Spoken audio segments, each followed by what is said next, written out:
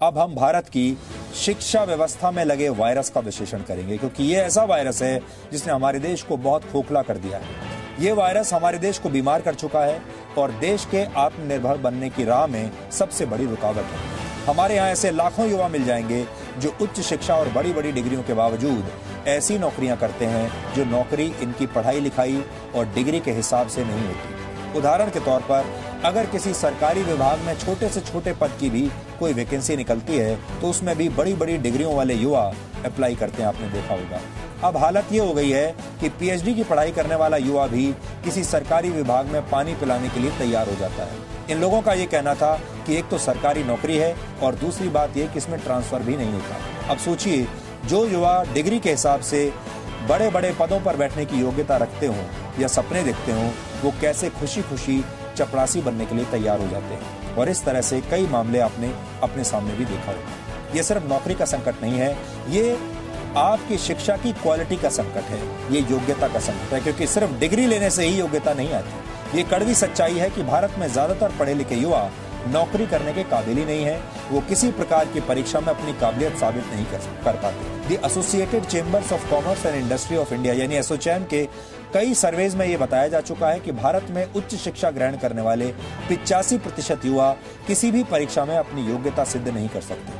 65% graduates युवाओं में एक मामूली क्लर्क का काम करने के लायक हुनर नहीं। 47% ग्रेजुएट युवाओं में कोई भी नौकरी करने की काबिलियत नहीं है और 90% उच्च शिक्षा प्राप्त कर चुके युवाओं को काम चलाऊ अंग्रेजी भी नहीं आती।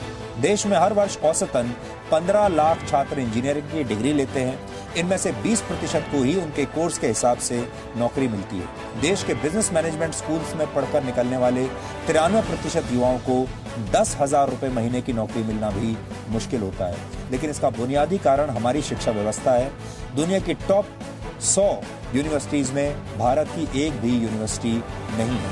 हायर सेकेंडरी लेवल पर करीब 14% शिक्षक योग्य ही नहीं है। प्राइमरी और जूनियर स्तर पर करीब 29% शिक्षक स्कूलों के से अक्सर गायब रहते हैं। क्यों मैं आपको ये सब बातें बता रहा हूँ? उसका एक बड़ा कारण ये है कि आजकल मनरेगा के तहत जहाँ पर खुदाई चल रही है, ये युवा मनरेगा के तहत मजदूरी कर रहे हैं और मजदूरी करने वाले बहुत सारे युवा ऐसे हैं जो ग्रेजुएट्स हैं, पोस्ट ग्रेजुएट्स हैं और इंजीनियर्स हैं।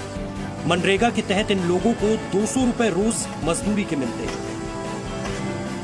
इन दिहाड़ी मजदूरों को देखकर आपको कुछ भी अजीब नहीं लग रहा होगा, लेकिन इससे आगे की कहानी हैरान और परेशान करने वाली है। क्योंकि फावड़ा चलाने वाले इन लोगों में किसी के पास बिजनेस एडमिनिस्ट्रेशन यानी बीबीए की डिग्री है तो कोई इंग्लिश में पोस्ट ग्रेजुएट है, किसी के पास बीएड की डिग्री है तो किसी ने कॉमर्स में पोस्ट ग्रेजुएट किया है। प्रोफेशनल कोर्सेज की डिग्री होने के बावजूद ये लोग सामान्य मजदूरों की तरह सड़क पर सिर्फ 200 रुपए की दिहाड़ी के लिए मिट्टी खोद रहे हैं। जगह जगह पढ़े लिखे और बड़ी बड़ी डिग्री वाले लोग इसी तरह से मजदूरी पर मजबूर हैं। एमए और कंप्यूटर की पढ़ाई करके जाहिद मेरठ के परीक्षितगढ़ में तालाब की खुदाई कर रहे हैं। लेकिन अगर आपको लग रहा है कि देश में रोजगार का संकट अब बहुत गंभीर हो गया है या फिर कोरोना वायरस के बाद देश में ज्यादातर पढ़े लिखे नौजवानों का हाल यही होने वाला है तो वायरस में अंतर समझना पाए। कोरोना वायरस फैला हुआ जी, क्या अंतर बेसिक दोनों में? वायरस संक्रमण के द्वारा फैलता है, ये एक दूसरे से व्यक्ति में पहुंच जाता है। क्या वायरस? और बैक्टीरिया? बैक्टीरिया हमारे ये होते हैं जी, बैक्टीरिया हमारे खाने पर रहते हैं जी। वायरस से बनाया जाता है। वायरस बनाए जाते हैं। वायरस एक दूसरे में फैल भी आता दूसरे में, लेकिन बैक्टीरिया फैलता नहीं है। जीडीपी का फुल फॉर्म क्या होता है? जीडीपी का फुल फॉर्म होता है गुड्स। अच्छा, आज मैं आपसे ये सवाल इसलिए नहीं पूछ रहा हूँ कि मैं कोई आपकी नॉलेज पे सवाल उठाना चाह रहा हूँ। मैं ये पूछना चाह रहा हूँ कि जब हम लोग development percentage GDP development percentage. Constitution 2 सूचियों में बटा हुआ है। 2 सूची कौन कौन सी होती है? 2 सूचियों में कंफर्म नहीं है।